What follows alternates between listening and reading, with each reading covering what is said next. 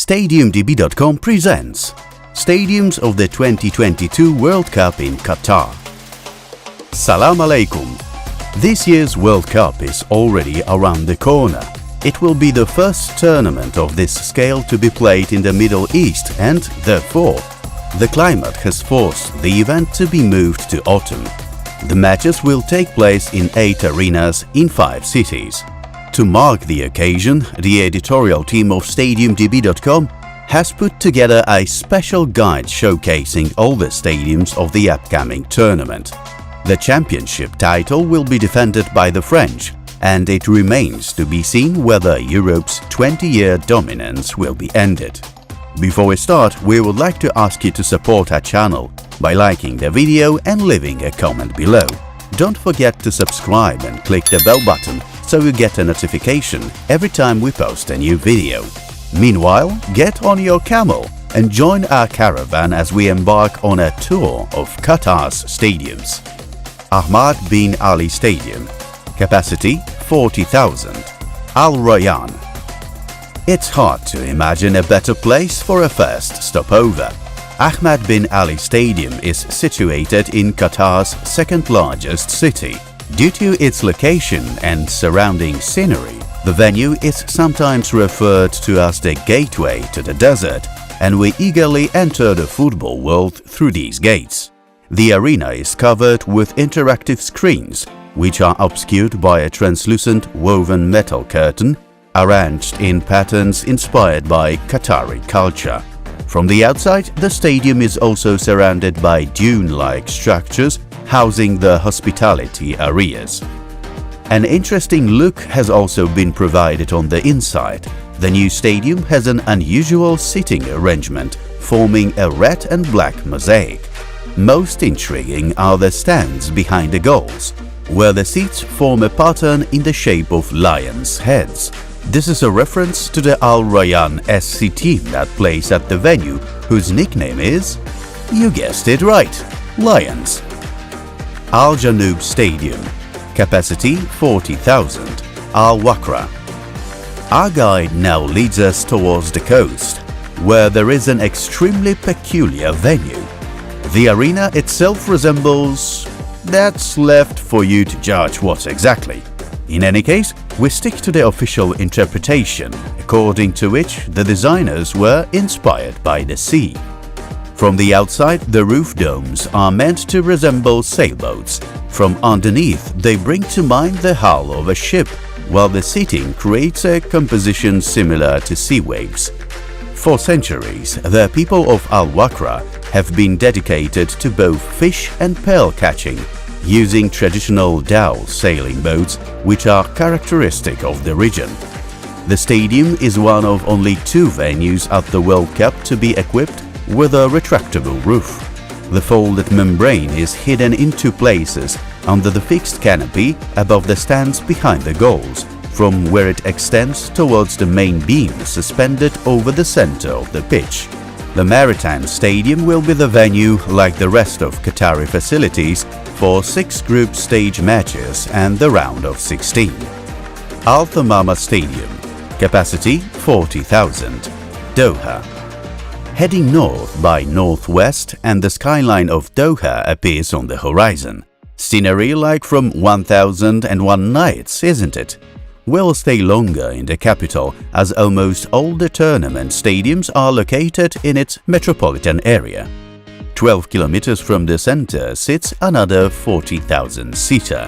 The theme of the unique venue is the traditional Arab headdress, known in this area as the Ghafiya. The building resembles a Ghafiya through its exterior, circular form, with a perforated, lace-evoking facade and a flat, ornate white roof. The stadium was created on the outline of a perfect circle. The stands are divided into 2 tiers, separated by a strip of VIP seats. The auditorium is also divided into 2 parts in terms of the color of the seats. On one side they are green and on the other red. After the 2022 World Cup, the capacity of the stadium will be reduced to 20,000 seats as a result of the removal of the upper level of the stands. One of the World Cup quarter-finals will be played at the venue. Education City Stadium, capacity 40,000, Al Rayyan. We remain in the Doha urban area. The next venue on our trail is located on the huge university campus, home to as many as 8 international higher education institutions, hence its name. The closed, angular shape of the stadium is meant to evoke a diamond. This is the leitmotif of the arena, also known as the Desert Diamond, thus alluding to the rich design of Arabian architecture. The roof is covered with metallic panels. The facade is made up of rhombus-shaped elements, and their colors change depending on the angle of the sunlight. At night, the facility can also be illuminated. The auditorium has been divided into 3 levels. The uppermost of these will be mostly dismantled after the tournament, leaving around 25,000 seats. The rest of them will be donated to developing countries. One quarter-final game will be staged here. Once again, we would like to encourage you to subscribe to our channel and hit thumbs up. Remember to click the bell button as well. By doing so, you won't miss any of the future content and will help our stadium project grow. Khalifa International Stadium, capacity 40,000, Al Rayyan. There is no denying that the World Cup organizers are not making it easy for us to rank the tournament arenas. This is the 5th stadium with the same capacity, and we should mention that the next one will not hold more spectators at all. But there's no need to dwell too much about it, so let us get back to the point. Khalifa International Stadium is the oldest venue in the World Cup roster, and the only one that was not built from scratch. The arena opened in 1976 and was expanded between 2003 and 2005 in preparation for the 2006 Asian Games. During the 2014-2017 upgrade, the east stand was enlarged. There was also a completely new roof covering all stands and new arches running above it. It is the only Qatari tournament stadium to have an athletics track. For football matches, the circuit is covered with carpet. Seats in the arena are in the national colors, white and maroon, with grey added for a more interesting effect. On the upper tiers of the auditorium along the pitch, they are arranged in the characteristic triangles, familiar from the Qatari flag. The venue will play host to the match for 3rd place. Stadium 974, capacity 40,000, Doha. The next ground on our list is located right on the coast of the Persian Gulf. Of particular note is its unusual architecture, which from a distance gives the impression of having been built from Legos. It is the first temporary stadium in the history of the World Cup, built specifically for the event. A large number of steel elements, prefabricated components and recycled shipping containers were used to build the arena. The choice of materials and the temporary state of the venue allowed costs to be significantly reduced. Most interesting is the use of containers, which proved to be an innovative solution for the construction of such a large stadium. The huge boxes are reminiscent of Doha's seaport traditions. There are exactly 974 containers used in the structure, a number which is no coincidence. It is, after all, the area code for Qatar. After the tournament, the facility will be demolished and the site transformed into a green area. Al Bayt Stadium, capacity 60,000, Al Khor. We find ourselves in the northernmost stadium of the World Cup. After such a long trek, it seems we could not have come to a more suitable place, as a caravan stopped in front of a gigantic tent. The stadium has been encased in an original facade connected to the roof, the shape of which sets the theme of the venue, a traditional Bedouin tent, the so-called Bayt al-Shah, hence the name. The exterior is white with horizontal black stripes running all around, symbolizing the tribes and families that used similar structures.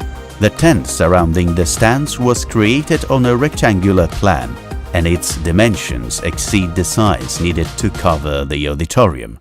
The venue is the second arena of the championships to feature a retractable roof.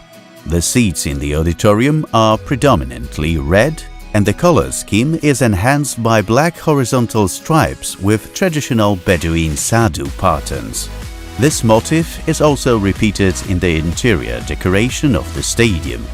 The venue will host the opening ceremony and the first match of the tournament, which will take place on November the 20th. The host's rival will be Ecuador. In addition to the group matches and one round of 16 game, there will also be a quarter-final and a semi-final staged here. Lusail Stadium. Capacity 80,000. Lusail. The final stop on our tour is one of the largest stadiums in the Middle East, the venue for the second semi-final and the grand final of the World Cup. The facility was built on the outskirts of the capital in the futuristic city of Lusail. The architectural concept is based on local folkloric motifs.